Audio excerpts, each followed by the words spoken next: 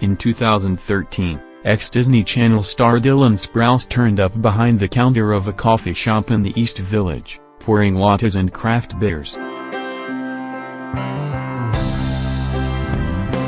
It startled more than a few customers. I think they were just confused, Sprouse says. At 25, he retains the wide-grinned mischief of his Disney Channel days, and his lustrous blonde hair has grown down to his shoulders. I was just doing what I impulsively thought I needed to do. And I knew I'd have a great time doing it. At the time, he felt obliged to reassure his fans, via Tumblr, that he wasn't struggling or destitute. People would come up to me and be like, "You must have fucked up." Along with his brother, Cole, Dylan Sprouse is best known as one half of the Sprouse twins, the identical twin duo who starred in 158 episodes of the Disney Channel series The Sweet Life of Zack and Cody, and its spin-off, The Sweet Life on Deck, not to mention the Sweet Life movie and the That's So Sweet Life of Hannah Montana crossover special. At the height of Zack and Cody, they were earning a reported $40,000 per episode combined, and on track to be a sibling phenomenon of Olsen proportions.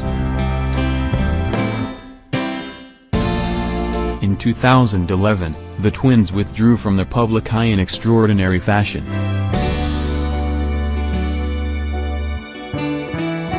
They quit The Sweet Life and the Disney Channel and enrolled at NYU, Dylan embarking on a course in video game design, and Cole studying photography. The two had been an on-screen package deal since they were 8-month-old co-stars in a diaper commercial. For much of their lives, and especially during the 7 years of Zack and Cody, their very inseparability and interchangeability have been essential to their collective appeal and identity. But lately, they've forged their own, distinct paths. Earlier this year, Cole re-emerged in Riverdale, CW's shadowy Archie series, playing a raven-haired Jughead.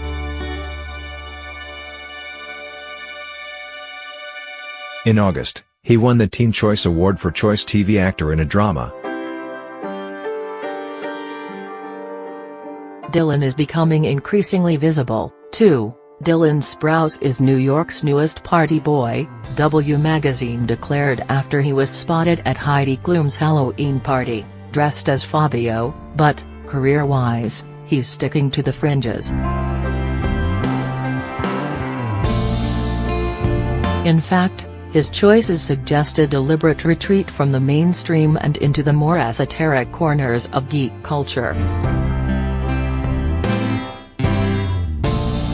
He's lent his voice to an upcoming Rebounds per Game video game, plays Dungeons & Dragons in a YouTube/Twitch web series, and is developing an animated fantasy series project of his own, set in 9th century Scandinavia and populated by characters with names like Garm, Votan, and Kveljuf.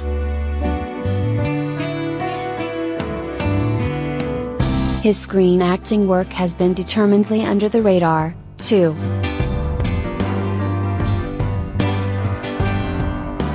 This year, he shot an Italian neorealist-style short film, Carte Blanche, playing a hot young actor who has a breakdown, and starred in the video-on-demand thriller Dismissed as a Sociopathic Student. A couple of days after we spoke, he played a part in The Illuminati Ball, a Promenade Theater production in Brooklyn, and started shooting an indie comedy called Banana Split in early December. I think Cole's in a place where he's very happy right now, Dylan says, whereas I would be happiest doing more films with a lower budget, independent, expressive, really small scale. I tend to enjoy roles that I very closely identify with, fringe people and complicated characters, who might even be bad guys, or bad characters that have one redeeming quality.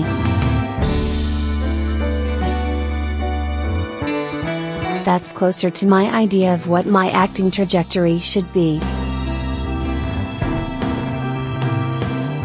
Lately, most of Sprouse's attentions have been focused on his yet-to-open Williamsburg bar, the All-Wise Meadery, originally meant to open its doors in the summer, then the fall, but almost certainly opening, Sprouse assured me, by the end of winter. Sprouse developed a passion for brewing while studying at NYU, at first to avoid having to get a fake ID.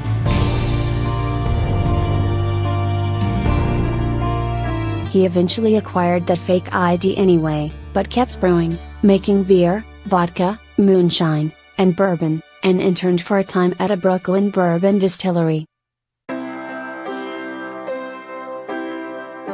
He became especially fond of mead, and hit upon an early form of his current recipe a couple of years ago.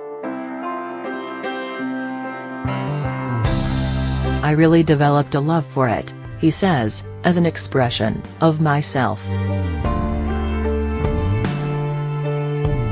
Sprouse's bio on the All-Wise Meadery website, he's listed as head mazer, amidst his house of mouse past, and notes that, when he is not brewing, he is managing things and often having a glass or two with patrons.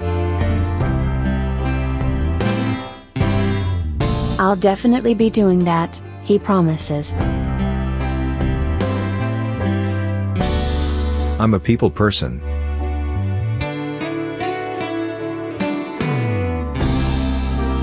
That's my bread and butter. Sprouse says he's happiest when showing everyone else a good time. The eagerness to please is partly due to his Disney media training. He's realized, he and his brother were holding court on morning talk shows well before their teens, and not always a positive thing.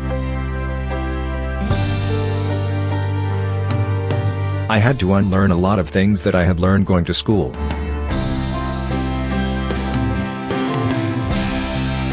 I used to be very scared of silence because I felt it was my responsibility to keep people occupied, he explains.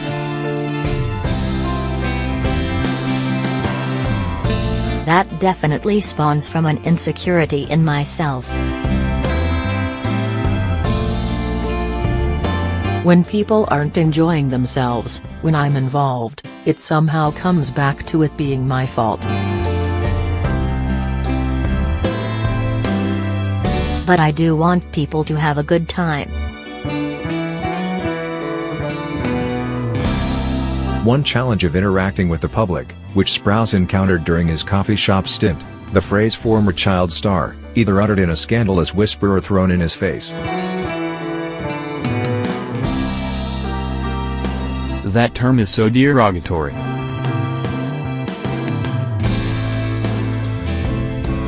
Isn't it always derogatory?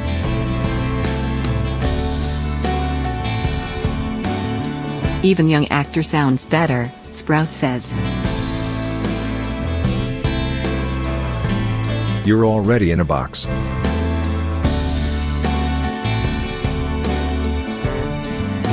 But they put you in a smaller box inside that box.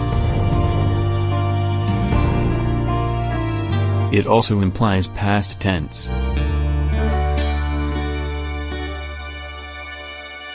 It implies you've already failed, right? I was actually naive enough to think that people wouldn't think of it in that way. In 2013, another Disney Channel alumnus, Joe Jonas, spoke at length to New York about the burden of being a Jonas brother, the stifling pressure to conform and the desperate urge to defy his squeaky clean image. Sprouse didn't empathize.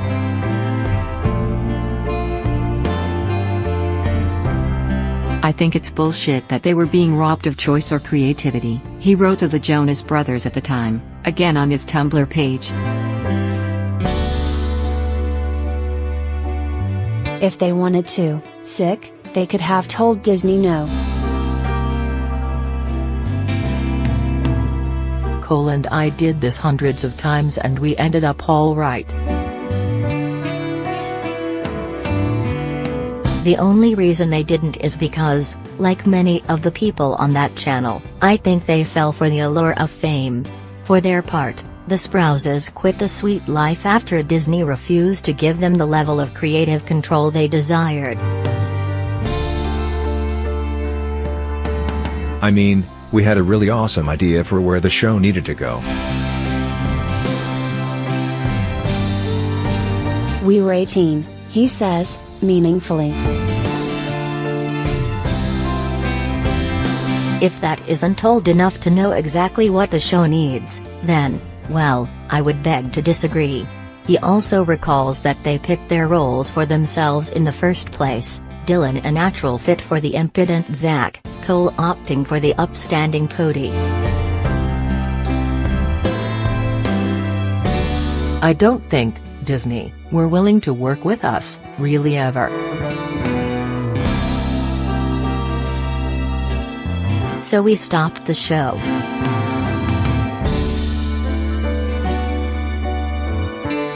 But Sprouse has no regrets or ill feelings about any of it. If anything, apart from the former child star jibes, he's remarkably indifferent. May, he says with a theatrical shrug, then laughs. I'm not one of those people that looks back at that experience and says, oh, I want to rebel. I don't care that much.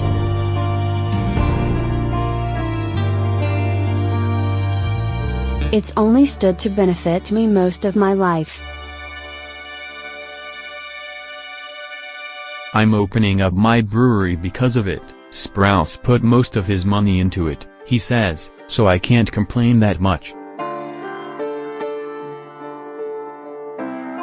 Life after Disney did bring some more existential challenges into focus.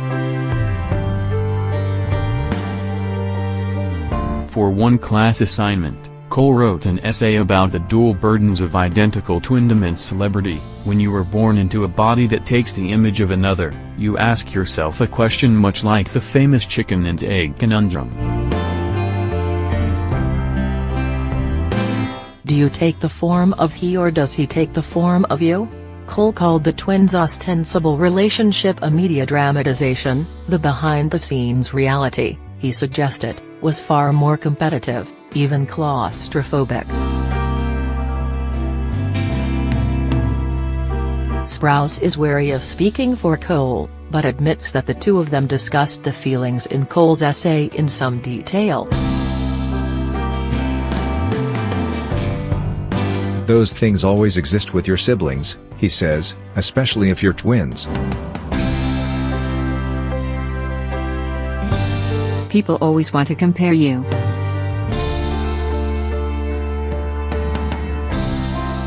But any sort of competition and claustrophobia that my brother and I have felt is usually enforced, either societally or through the media. And our primary role as each other's, not only twin, but biggest supporter, is to dispel that with each other. Right?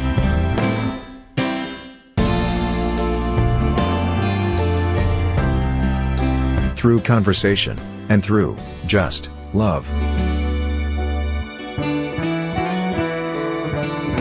By the time the brothers graduated in 2015, they were untroubled enough by their twindom that, in a switcheroo worthy of Zach and Cody, they traded places and accepted each other's diplomas.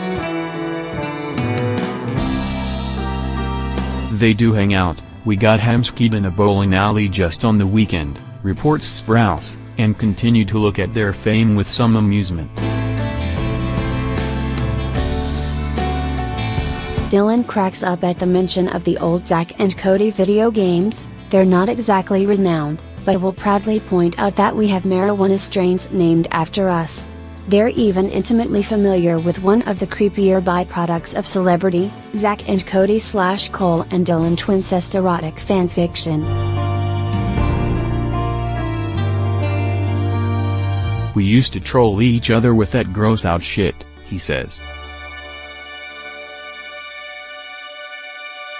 It's pretty gross.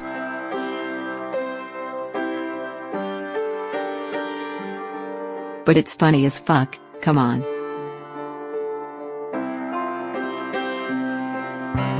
Some people get really creative.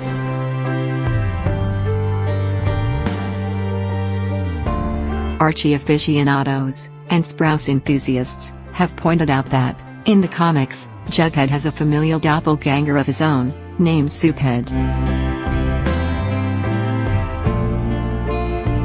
Slim chance of Dylan making a Riverdale cameo, though. Don't tell my brother, he says, but I've only seen the first episode.